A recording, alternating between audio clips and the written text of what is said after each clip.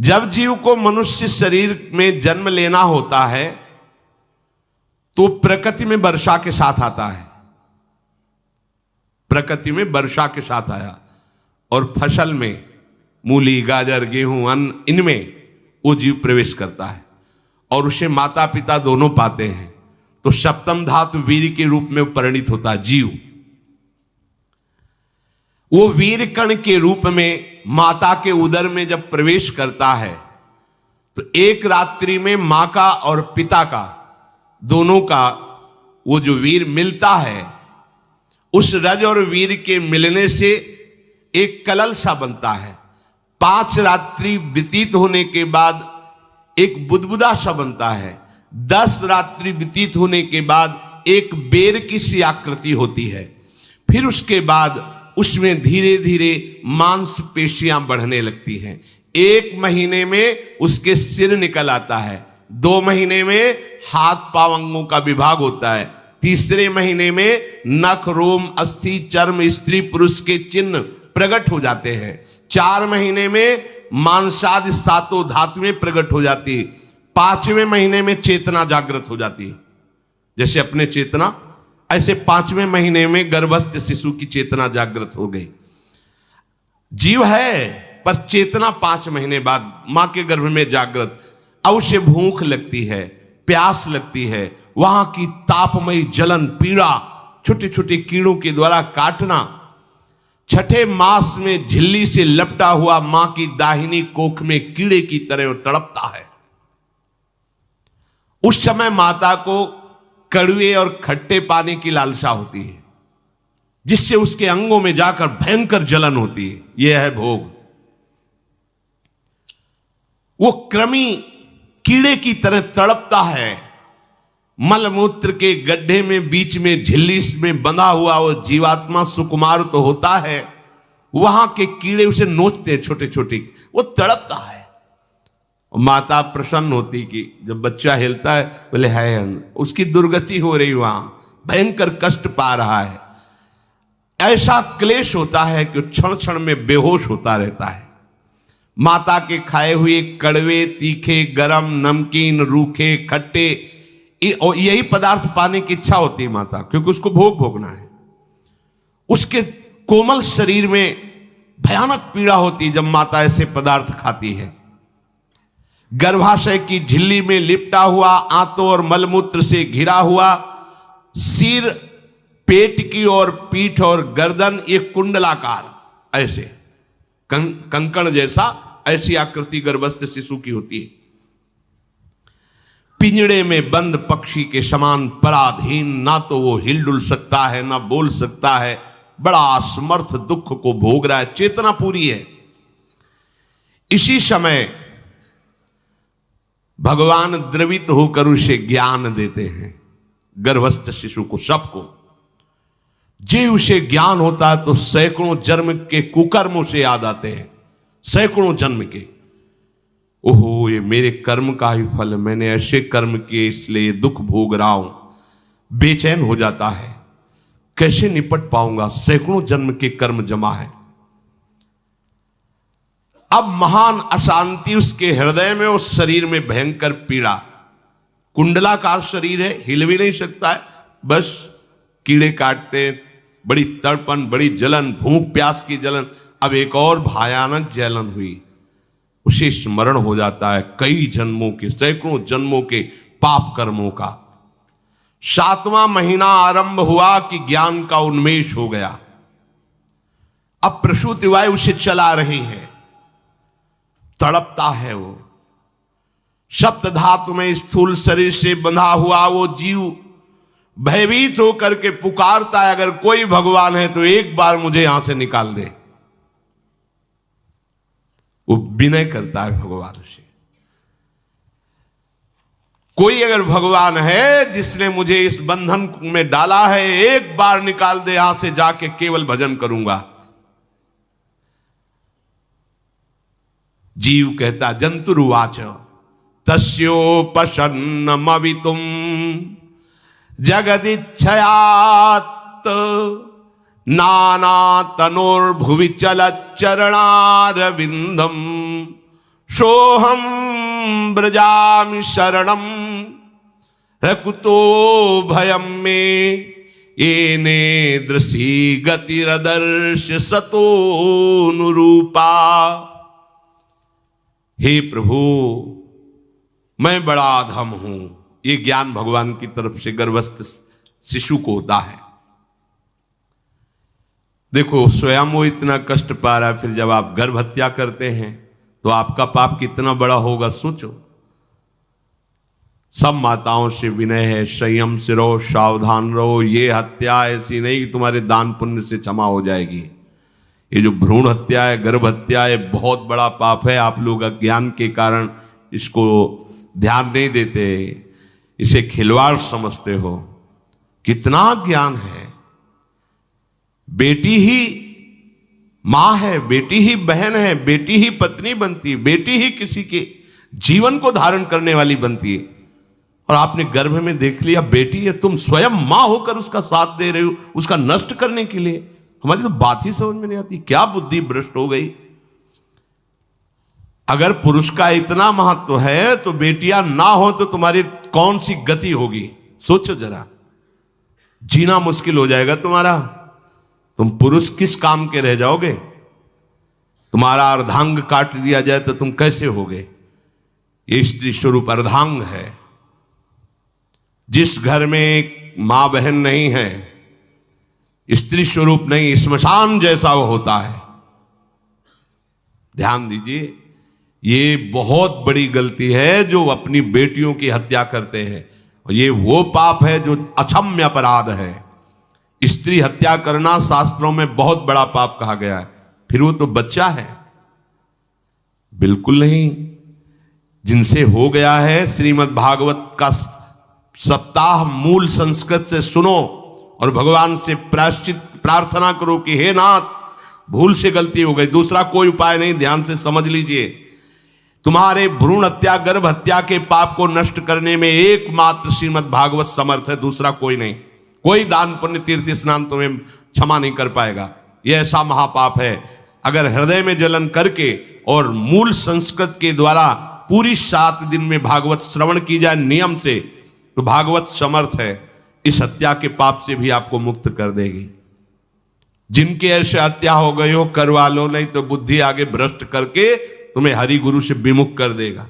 ये पाप ऐसा नहीं कि तुम्हें 2-4 माला घुमाने से क्षमा हो जाएगा। ये महत अपराध है। सबकी समझ में नहीं आता, समझ जाओ, नहीं तो आप जहां भी हो वहीं से भ्रष्ट कर देगा। ये अपराध नष्ट नहीं होगा, श्रीमद् भागवत की कृपा से नष्ट हो जाएगा। यह हमें बहुत विश्वास है। श्रीमद् भागवत सप्ताह की यह है ही महामहिम।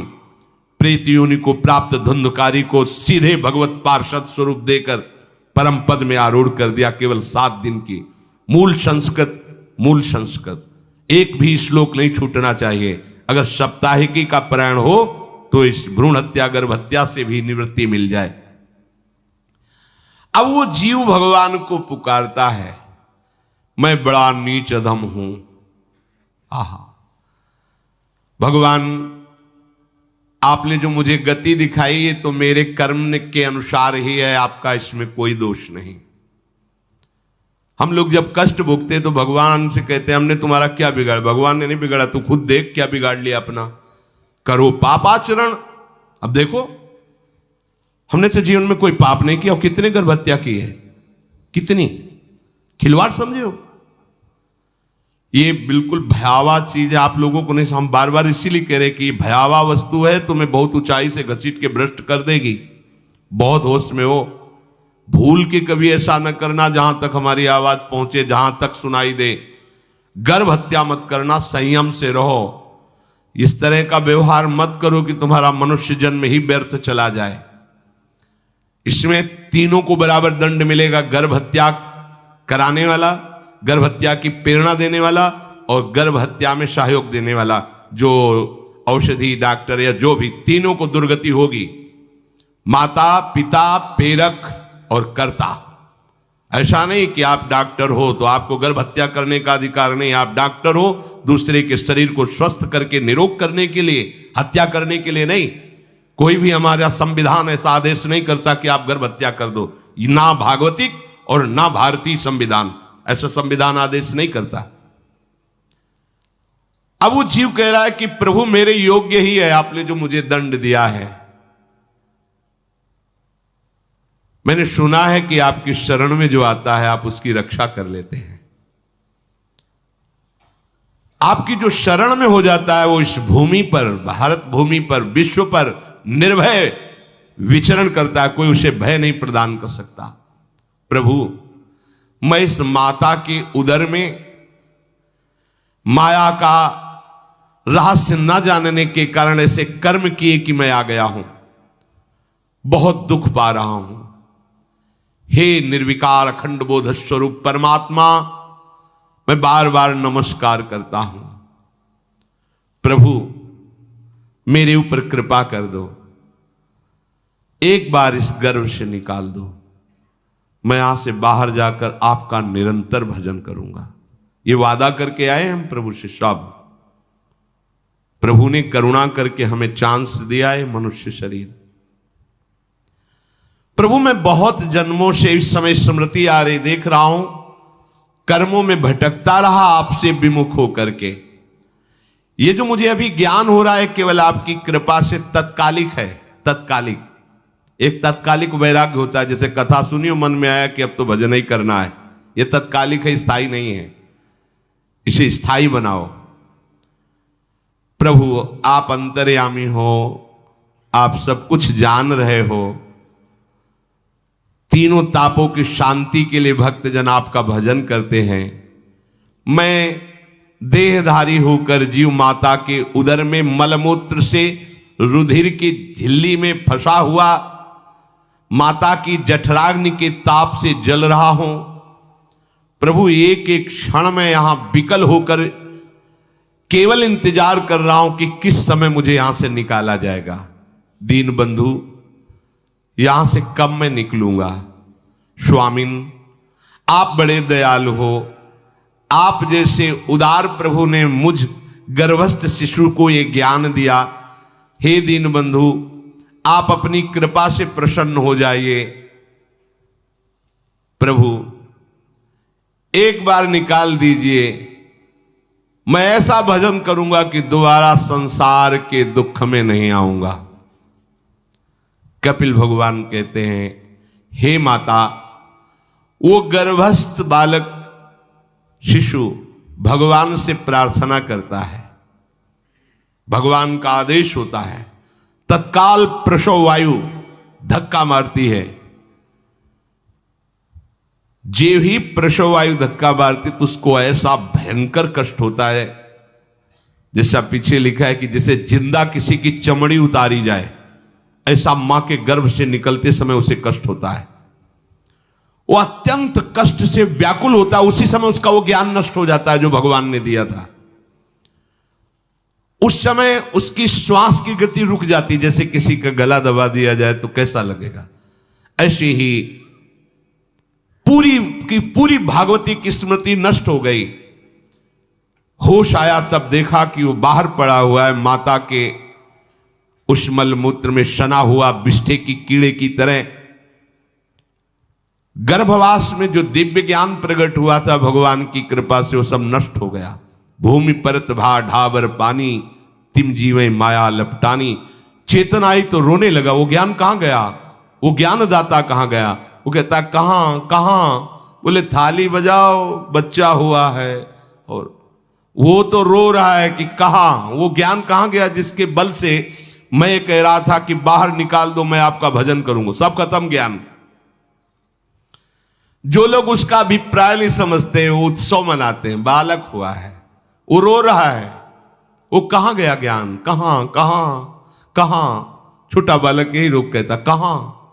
अभी जो ज्ञान उत्पन्न हुआ था, जो अभी भगवान का बोध हुआ था, वो कहां गया, कहां गया।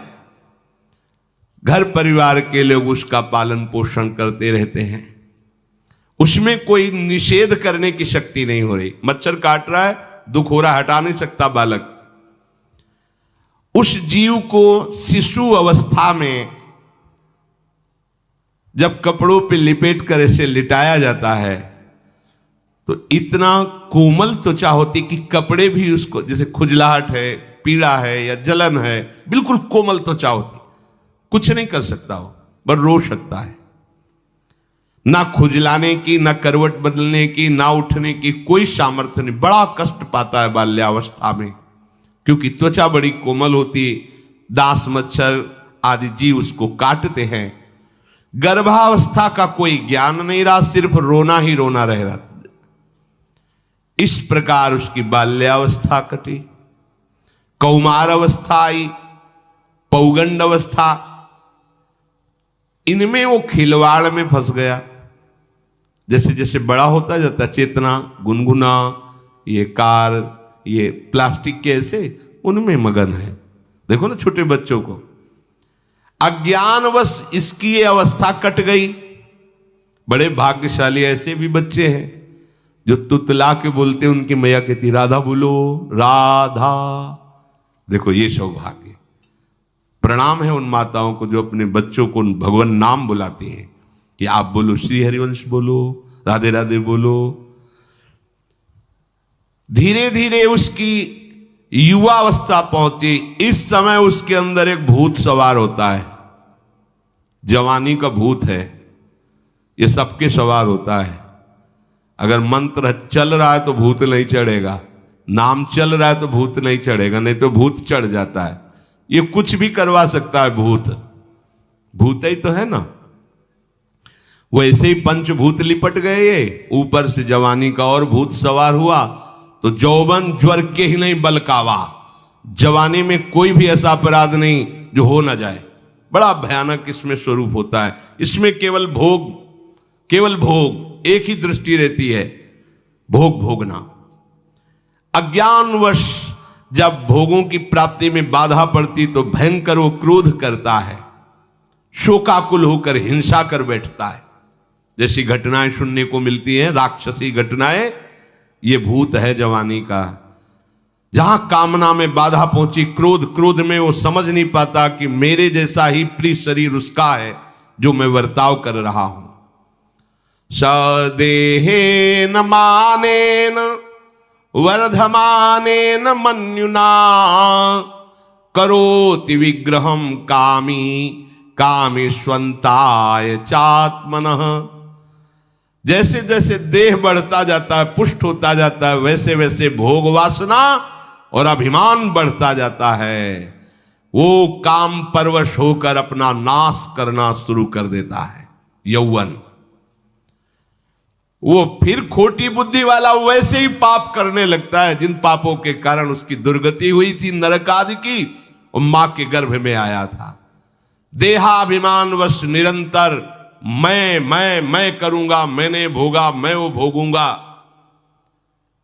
उसे ये ज्ञान नहीं रहता कि मैं वादा करके आया हूं कि भजन करूंगा और इस संसार से मुक्त हो जाऊंगा। भूल गया। इसी शरीर से उसको फिर भयंकर कष्ट भोगने पड़ेंगे। इसी का नाम संसार चक्र है। अगर कहीं उसे सत्संग मिल जाए, सन्मार्ग में चल दे, तो माया भेजती है दो प्रकार के लोग उनको भ्रष्ट करने के लिए। एक जिह्वा रसेंद्री को और एक उपस्थेंद्री जनेंद्री के भोगों का समागम भेजती है। फ्री भोगो, ध्यान रखना, शास्त्र है, सत्य एक एक अक्षर है। जब किसी को सत्संग मिल जाता है तो सत्संग का प्रभाव होता है भगवत मार्ग में रुचि पैदा करना, प्रभु अच्छे लगना, प्रभु का नाम जप करना, सत्य मार्ग में चलना। जब तुम सतमार्ग में चलोगे तो दो प्रकार के लोग भेजे जाएंगे। बढ़िया हलवा, बढ़िया खीर, रबड़ी, लो प्रभु, पाओ, आरोगो, रसेंद्री और फिर जनेंद्री। फ्री, कोई परेशानी नहीं, भोगिए आप। फिर वो ऐसे विषयी पुरुषों का संग करके वैसे ही पहले की तरह फिर पाप करने लगता है। बहुत होश में, बहुत होश में। इनको ऐसे लोगों का संग कराया जाता है जिससे सत्य, शौच, पवित्रता, दया, संयम, लज्जा, क्षमा, यश, मन इंद्री का संयम, ये सब सद्गुण नष्ट हो जाएं, ऐसे लोगों का संग कराया जाता है। ऐसे लोग बहुत हैं, वो आपको पैसा खर्चा करके वो आपको भोग दिलाएंगे, भोगो भैया, आप इनके लिए नहीं भगवत मार्ग में आए हो, आप प्रभु की प्राप्ति के लिए आए हो। बच्चों सावधान हो। ये देखो शास्त्र कह रहा है रसेंद्री और जनेंद्री दो की सुविधा देने वाले लोग मिल जाएंगे। अत्यंत सोचनीय मूढ़ देहात्मदर्शी ऐसे असत पुरुषों का संग करके भ्रष्ट हो जाता है। अच्छा वो आग लगा दिए, वो चल दिए, फिर नहीं देंगे। कुछ लोग ऐसे होते हैं ये 10 दिन अपने पैसे से आपको नशा करवाएंगे, फिर इसके बाद तुम्हें उनके पैरों में गिरना पड़ेगा, फिर मांगने से भी नहीं देंगे, पहले फ्री देंगे। आदत बिगड़ गई। ऐसे लोग मिलेंगे, मुस्कुराएंगे, हंसेंगे, आपको गले लगाएंगे, आपको लगेगा जीवन का सार मिल गया, फिर इसके बाद जूते चलाएंगे, गली में नहीं देखने देंगे। अब तुम्हारी वृत्ति बिगड़ गई, तुम उधर ही ताको, होश में होश में। इस जीव को किसी और के संग से ऐसा बंधन, ऐसा मोह नहीं होता जैसा कामिनियों के संग से होता है। भगवान कपिल देव जी कह रहे हैं न तथास्य भवेन्मोहो बंधश्चान्य प्रसंगतः योषित संज्ञाद यथा पुरुषो यथा तत्संग संगता। कामी पुरुषों का, कामिनियों का संग जैसा परमार्थ भ्रष्ट करता है वैसा और किसी से नहीं हो सकता। इसलिए तुम इतना अपने को मत साधक समझ लो कि हमारा कौन बिगाड़ सकता है। उदाहरण में दे रहे हैं प्रजापति स्वाम दुहितरम दृष्ट्वा तद्रूप धर्षितः रोहित भूताम शोनवधा वदृक्ष रूपी हतत्रपहा। स्वयं प्रजापति भगवान ब्रह्मा जी ने अपनी पुत्री को जब देखा, प्रसंग आता है सरस्वती जी, बहुत सुंदर सरस्वती जी है, तो अपने को संभाल न सके। उनके रूप लावण्य और यौवन के स्वरूप को देखकर भगवान ब्रह्मा जी आकर्षित हो गए। इसलिए दूसरों की तो बात ही क्या है, हम सब ब्रह्मा के ही बनाए हुए हैं, वो आकर्षित हो गए। इसलिए बलम में पश्चिमाया स्त्री मैया जैनो दिशाम या करोति पदाक्रांतान भूर्विजंभेण केवलम। हे माता, मेरी माया का बल देखो, जो अपने पैरों से विश्व को कुचल सकते हैं, ऐसे दिग्विजयों को अपने पैरों के नीचे कुचल दे, वो मेरी माया है।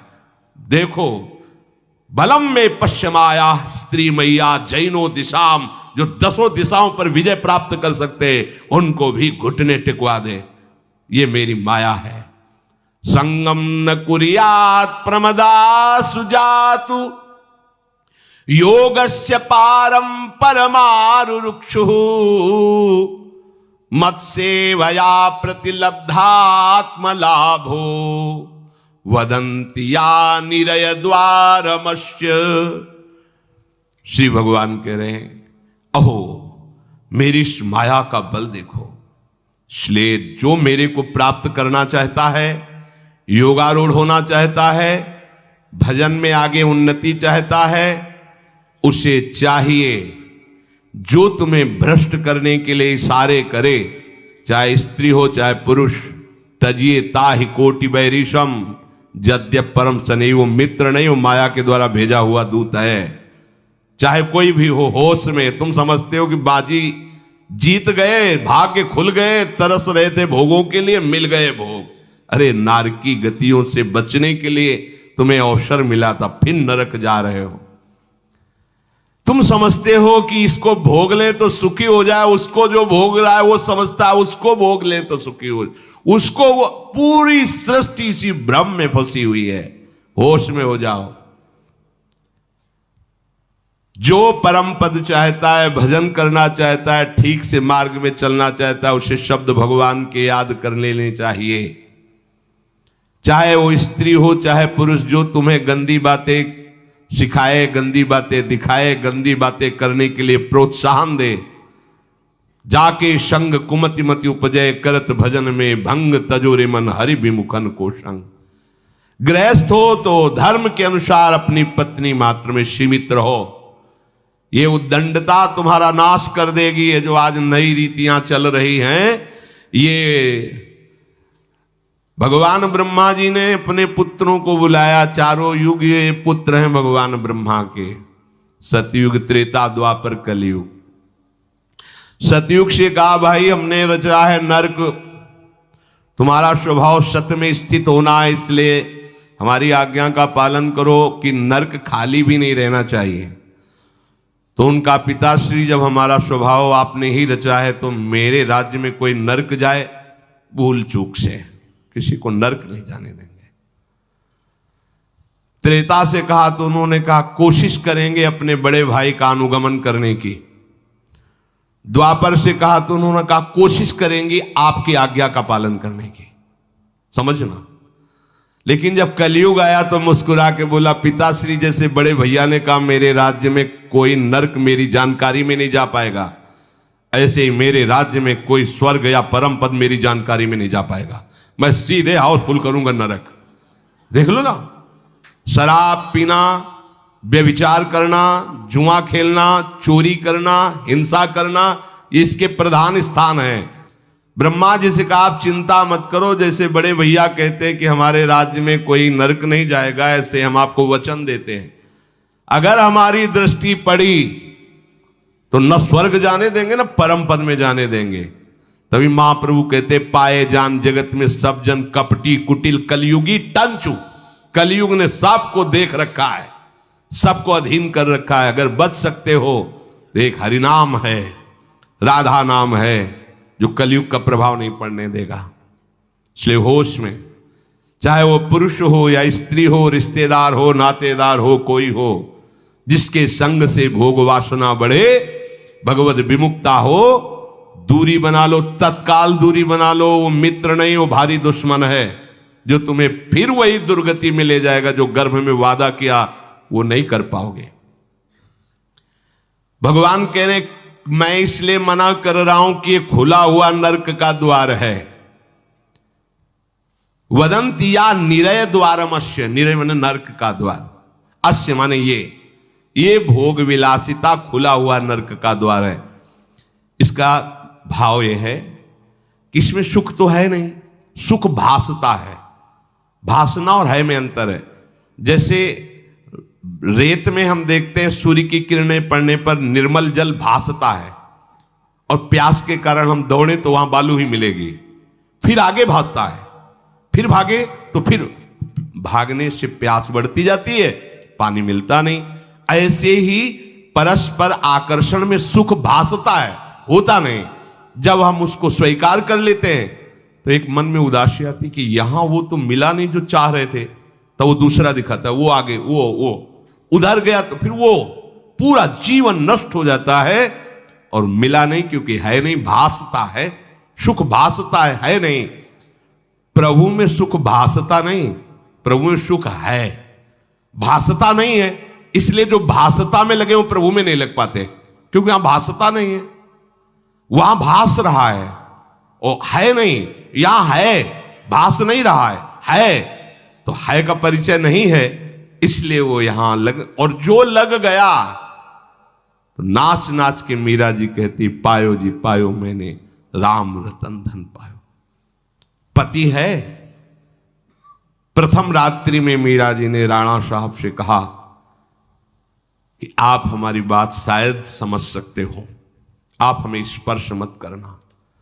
मैंने सुहाग गिरधर के नाम का भरा है, मैं तुम्हारी पत्नी नहीं हूं। लोक व्यवहार के कारण तुम पति रूप में आए हो, तो मैं चाहती हूं कि तुम मेरा सहयोग करो। मैं एक पतिव्रता हूं गिरधर की।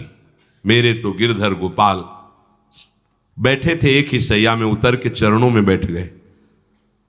मीरा जी के चरण पकड़े के अहो भाग्य, मुझे ऐसे सौभाग्य मिला कि आपका पति होने का।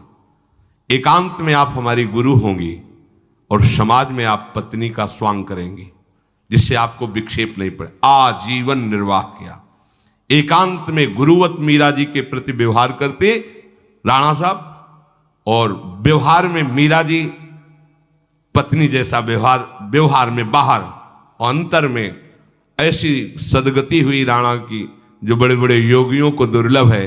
वो मीरा जी जीवन में कभी भी किसी भोग को स्वीकार नहीं किया। गिरधर के रंग राची, सब भोग चरणों में लुट रहे थे। सोचिए, राज परिवार में ब्याही गई, क्या था? किसी भी सुख की आकांक्षा नहीं। यह है रंग श्री हरि का। है नहीं ना उनमें सुख, जो है सुख वो मिल गया तो फिर भासने की तरफ क्यों बढ़ेगा?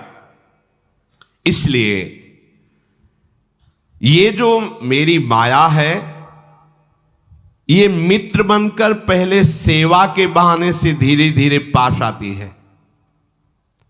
आती है का शब्द माया के लिए है। वो किसी भी रूप में होगी। माया का कोई रूप नहीं आज तक वर्णन किया गया।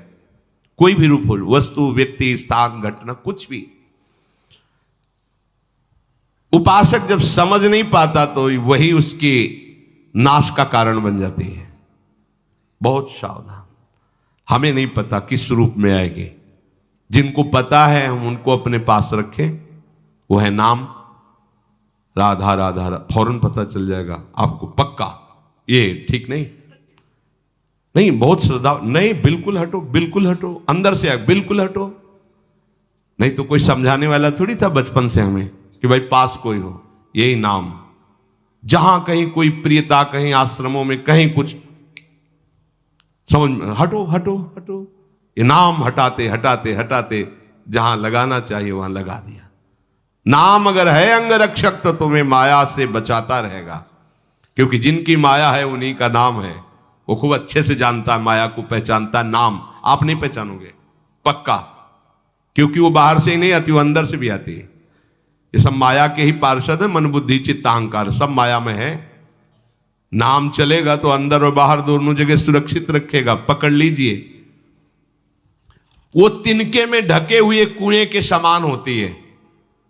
पता नहीं चलता कि कितना गहरा कुआं है। ऊपर से तिनके से ऐसा लगता भूमि, जो पैर रखा गिर गए कूप में, अब निकल नहीं सकते। जब मेरी माया में आसक्त हो जाता है तो अंत समय फिर उसी माया का स्मरण आता है। वही सब मैं और मोर तोड़ते हैं। अब वो फिर उसी चिंता से फिर वही फंस गया, फिर वही दुर्गति प्रारंभ। तो हे माता, जो हरि से विमुख हैं उनका ये चक्र चलता रहता है। पुनरपि जननम पुनरपि मरणम पुनरपि जननी जठरे शयनम। इसलिए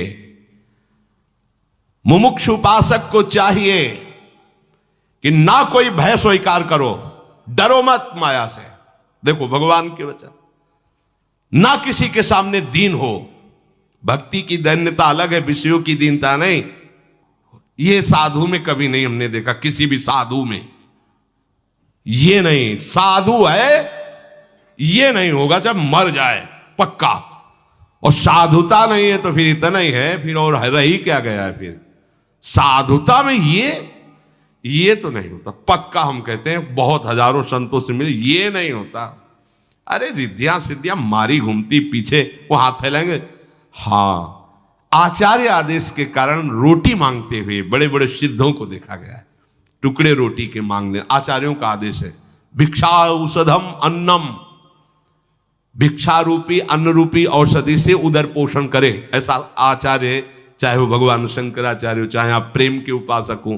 भूख लगेगो मांग खाऊंगो, गिनो न सांझ सवेरो, ब्रजवासन के जूठ टू करो, घर घर छाछ महेरो, ऐसो कब करी हो। बस साधु 30 मिनट के लिए केवल भिक्षुक बनता है और 23.5 घंटा के लिए बादशाह रहता है। मिले तो ना मिले तो बस भिक्षा बादशाह। जाय न चाहे कबो कछ तुम सन सहज सने, बसो निरंतर तासुर सुराउर निजगे। साक्षात भगवान हृदय में खेलते रहते हैं। दीनता नहीं होनी चाहिए। ये भागवतिक दैन्यता अलग है, ये दलिद्रता रूपी दीनता नहीं होनी चाहिए कि ठंडी लग रही कपड़ा दे दो, देखो हमें तीर्थ यात्रा करनी पैसा दे दो, हमें यज्ञ कर। कौन सी यज्ञ करनी तुम्हें? कौन सी यज्ञ? श्वासों को बोलो राधा राधा राधा, एक एक श्वास की आहुति, इससे बड़ी कोई यज्ञ होगी? पूरा जीवन समर्पित, इससे बड़ा कोई तीर्थ होगा? अरे जहां चरण रख दे वहां तीर्थ प्रकट हो जाए, ऐसी भक्ति की महिमा होती। तीर्थ ही कुर्वन्ति तीर्थानि। ये दीनता नहीं होती साधुओं में, पाखंड में होती। दीनता साधुता में नहीं होती। इस विषय की ये दे दो बाबूजी, अरे धिक्कार है, धिक्कार है। कहा वह मोर दासा करे तुच्छ नरन के आशा, तो कहो कहां रहा विश्वासा। जिसने बिना किसी सहयोग के एक सेकंड में अनंत ब्रह्मांडों को रच दिया, वो हमारे स्वामी है। इसके बाद तुम ऐसे मांगते घूमो, कहां दासता रही? भय, जिसके भय से मृत्यु भी भयभीत होकर काम कर रही, जिसके भय से सूर्य चंद्र प्रकाशित हो रहे, जिसके भय से पृथ्वी जल में नहीं डूब रही, वो हमारा स्वामी है। फिर हमें भय किससे? मोह, चराचर जगत मेरे प्रभु का अंश, बस इस बात से प्रीति है। कोई शारीरिक संबंध से नहीं, माता पिता भाई बंधु नहीं। हमारा संबंध नाते नेह राम के मनियत सुरत सुदेव, जहां लो जितने भी संबंध है केवल आराध्य देव के संबंध से। बस निसंग भाव से वो फिर भगवत प्राप्त हो जाता है। ये सावधानी रखनी। निसंग भाव, कोई मित्र नहीं, कोई शत्रु नहीं। इस माया में संसार से मुक्त होने का यही उपाय है।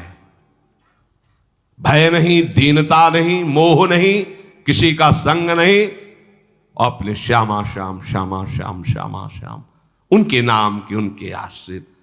वो आगे से आगे ऐसा दुलार करते हैं, आपको सोचना ही नहीं पड़ेगा। जैसे माँ को पता है बाल भोग कब कराना है बच्चे को, कौन सी पोशाक धारण करानी है, कहाँ उसको खेलने ले जाना है, ऐसे ही हमारे प्रियालाल को पता है ये दास है, इसको कब क्या। सच्ची मानिए, आगे से आगे व्यवस्था उनकी। आश्चर्य में हो जाओगे आप जब अपना अहंकार उनको समर्पित कर दोगे। हम अहंकारी जीव अपने अहंकार के कारण धक्का खाते घूम रहे नहीं। अखिल कोटि ब्रह्मांडों का सृजन करने वाला प्रभु है। 4 लाख योजन का एक पहाड़ केवल है, सोने का प्योर सोने का, मिलावट नहीं। 4 लाख योजन, एक योजन 4 कोस, एक कोस 3 किलोमीटर।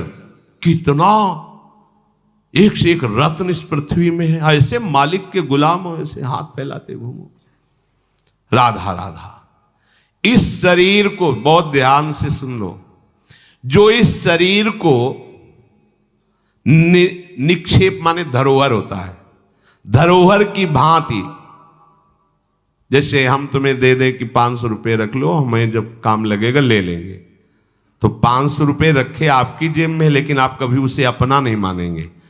अगर कभी आवश्यकता पड़ी, किसी ने बताया कि 500 रुपये आपकी जेब में, नहीं, वो तो धरोहर है। जब वो मांग लेंगे तो उनको हम खर्चा, धरोहर का खर्चा स्वयं में नहीं किया जाता।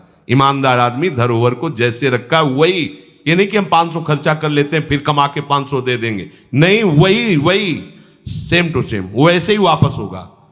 तो ये शरीर प्रभु की धरोहर है। सुधा निधि में भी एक श्लोक में आया है, ये प्रियाजू की धरोहर है। कबीरदास जी ने कहा है, चदरिया जैसी की तैसी धरि दीनी। जैसी दी थी प्रभु, हमने मलिन नहीं की, वैसे की वैसे वापस कर दी। तो क्या होगा उसका परिणाम? मोक्ष, भगवत प्राप्ति। इसे मलिन करने का अधिकार तुम्हें नहीं। ये चदरिया जो मिली है, मनुष्य शरीर, ये भगवत प्राप्ति। इसे गंदा मत करो। शरीर को धरोहर की भांति रखकर, ये गुरु की संपत्ति है, ये इष्ट देव की संपत्ति। तन वांग मनोभिरमलई सोहम तविवासिता। ये शरीर, ये मन, ये वाणी हमारे गुरुदेव को समर्पित, उनकी आज्ञा के अनुसार चलना है। तो क्या होगा? अनासक्ति बढ़ेगी, किसी से कोई राग नहीं। अनासक्त होकर वो भगवत प्राप्त हो जाएगा। एक ही उपाय समस्त दुखों से बचने का, मामुपेत्य। जो मेरे आश्रित हो गया, मेरा भजन करता है, पुनर्जन्म नहीं होता उसका।